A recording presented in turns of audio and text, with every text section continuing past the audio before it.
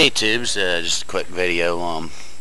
Been seeing some stuff on YouTube lately about strange sounds coming from the planet, and sounds like a sinking ship out in the sky. Just wondering if you guys had heard anything or know anything.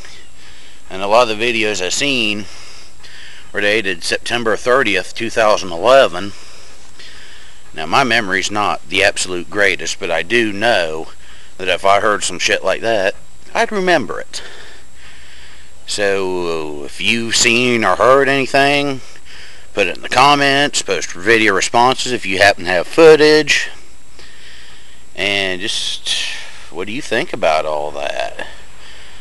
Think the end's really coming? Think we're all screwed? And yet there's so much to be done, and you don't have time to do it if the world really is ending. And then you got all these people fighting over shit that don't really matter when the planet's going to kill us all eventually. And there was even talk of UFO sightings being, coming up more. So, what do y'all think about that?